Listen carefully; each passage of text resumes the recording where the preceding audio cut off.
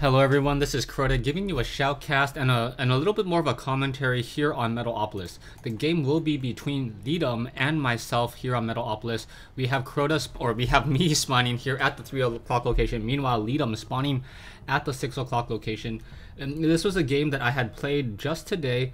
I thought it was a pretty interesting game just because I was trying out a new build order that my friend from SC Legacy was trying to show me. So I believe he calls it the DGAAE build.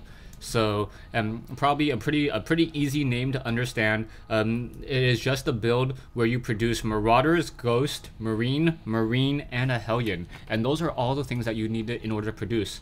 Now, one of the key things about this particular build is you only need 24 SCVs total. So when you double click your SCVs, when you see all of this completely highlighted, and as long as they're mining, then you have the exact number of SCVs and you can stop producing SCVs.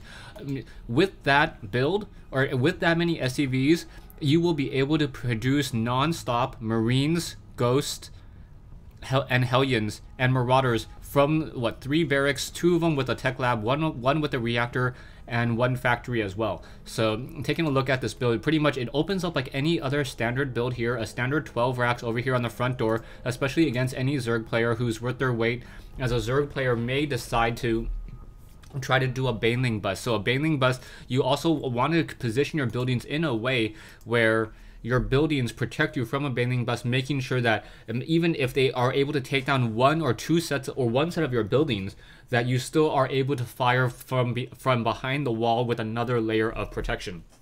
Especially when you take a look at these supply depots. Supply depots only have 400 hit points compared to these large barracks that have 1,000 hit points as well. So I'm now training up 1 Marine, the pretty standard build. Coming in, taking a look at Letum's base. Letum went for a I believe he went for a 16 spawning pool or a 15 spawning pool, followed by a hatchery. So a pretty standard opening. I'm deciding not to go for a hatchery first, as hatchery first does leave you very much open to a lot of early aggression. Taking a look at the production tab, we do see a couple of Zerglings currently being trained. I am upgrading to an orbital command. We'll be able to call down mules in just a second as well.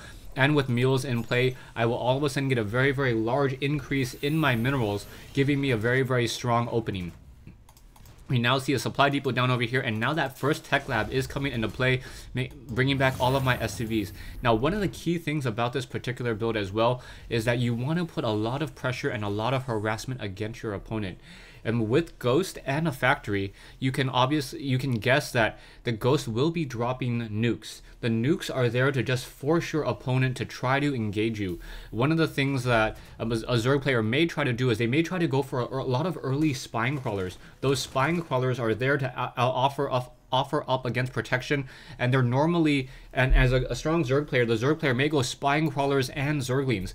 That's what the Hellions are for. The Hellions are there to try to counter the number of Zerglings and allow your Ghost to get that critical nuke down in order to destroy those spine crawlers, or at least force those spine crawlers to uproot. If they uproot, you can then cancel your nuke and then push through, as those spine crawlers will not be able to root for quite some time, and then you can try to pick off the Zerglings and then use the Marauders to finally pick off any of those spine crawlers. So we now see the hatchery has been built down over here. Production wise, you can see that Letum is a little bit behind, only sitting on 15 harvesters. However, he is now getting that spawn larva down and will be able to start power droning very quickly. He also has an 8 Zerglings now on this low ground. So these Zerglings are just down over here, making sure that I do not do any early pressure. He did see that I had a double racks very early in this game on this front door. He saw the 2 barracks in play, and with those 2 barracks in play, he knows that I may be trying to push out with a strong Marine Marauder force. That's the reason why he has the number of Zerglings that he does. He may also decide to move out with an Overlord here. If he has an Overlord over here, he could be able to just constantly gauge the size of my army, and then when I move out, try to put down spine crawlers. Spine crawlers are a very natural defense and a very natural way for Zerg to play. However, DGA DGAAE build already accounts for a large number of spine crawlers. Metabolic boost already in play, and now we are also going to get Baneling Nest. So those Banelings also will be very effective against this very, very bio-intensive mix. The Ghost Academy is already up. I do not have a nuclear silo or arming that nuclear silo just quite yet, as the factory has yet to be completed. And now production-wise, you can start to see my army, how it's going to just continue to grow very, very quickly here. I believe I'm currently supply locked, and that's a little bit of an issue for me, trying to make sure that I stay on top of my macro. I believe this is the first time I'm trying to use this build against an actual human player. I do also have that combat shield. You will also notice that I did not research the stim pack. The reason why I did not research the stim pack is because the Marauders and the Marines are really there to try to soak up damage. The Ghost and the Hellions are there to do the majority of that damage to try to counteract those Zerglings. We do see one Zergling trying to quickly run up this ramp, will quickly get shot down here. And now my army is sitting at 1,000 minerals and constantly producing and training more and more units. You can see Hellions also being trained out as well. These Hellions, with that additional damage bonus against light, will be able to take care of the swarming Zerglings relatively easily. And then the Marines will also be able to finish off the rest of those units, as their hit points will be much lower. Marines with a very, very fast attack rate. Ghosts are also useful with snipe. You want to use the sniper round in order to try to hit those higher hit point units. You don't want to snipe a unit more than 2 to 3 times.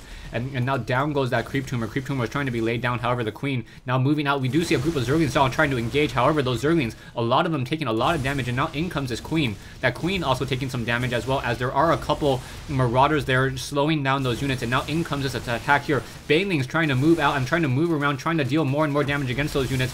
Able to snipe one of those Banelings, and now you can see this very, very large army here. You can also see Letum now trying to just build a lot of Zerglings, and now calling in the nuke. So I'm calling in the nuke. One Ghost back over here, now trying to just get as much damage done across as quickly as possible. Drones now coming in as well. However, all of these drones are simply walking into the line of fire here, and unless you purposely try to attack the Ghost will not be auto-engaged, because there are other units that are currently firing. We now see another spawn larva coming out, more queens and Zerglings trying to engage. These Ghosts also deal 20 damage per attack against those units. A quick sniper round, quickly dealing a lot of damage towards that queen, and now continuing to fight. So this whole entire attack force here will be able to finish this hatchery, and once this hatchery goes down, things are going to be looking very, very bad for Letum. Letum also lost a lot of queens.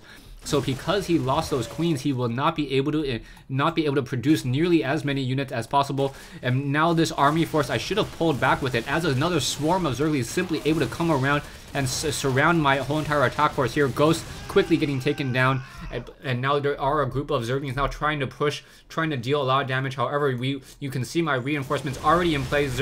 Hellions already ready to engage. And those Zerglings now pushing back once again.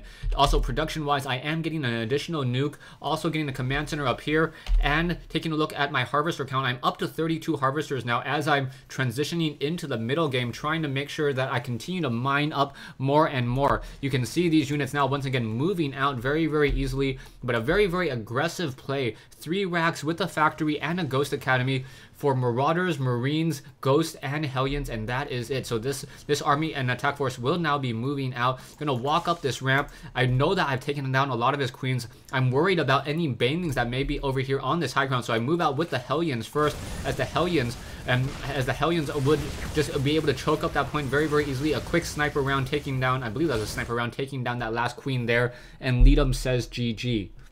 So yeah, hats off to Gifted for experimenting and telling me and teaching me about this particular build. I really like it in terms of its usability. After patch 1.1.2, I've been feeling that Terran players aren't really able to put on a lot of early aggression, just because their Reapers are not available early game anymore. You need a supply depot before you can build a barracks. And now a lot of people have been playing very, very defensively, or very, very conservatively with their army against Terran in general, realizing that they can't get 9 Reaper rushed or have a lot of Reapers in their base very early with those Nitro packs, being able to snipe down a lot of those units. So instead of going the harassment route, Gifted was able to come up with a very, very aggressive play that was, it's not an all or nothing sort of build.